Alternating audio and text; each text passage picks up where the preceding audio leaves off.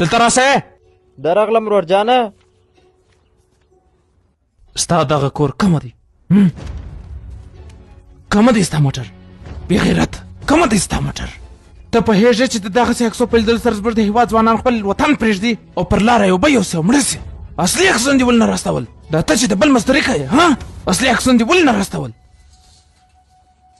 سمه ده ورور جانه، راستوله مې. مور به مې خوشحاله سي چې وویني چې زوی مې فقیر دی.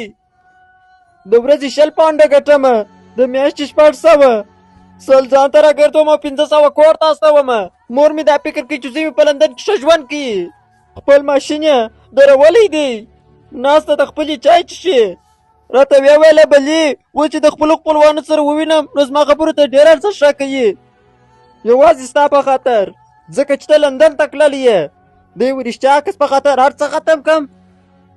زه نه شم کولی چې د خپل کور اصلي عکس ور واستومه. که مې کورنۍ خبره شوه چې زه دلته تشناپونه پاکومه نو زما د پیسو څخه بې بد وسي. زما پیسو ته به په ژوند لاس ور نه وړي. او یاره ما خو خپل ژوند سموي، خو چې نو سم پروا نه کوي. خو د کورنۍ ژوند مې سم سو. ما غوښتل چې خارج ته راسم خپل ژوند سم کمه، خو نور هم د مشکلات سره مخ شومه. او یاره درځه ورور جانه، درځه، پولیس والا راغله. درځه ورور جانه.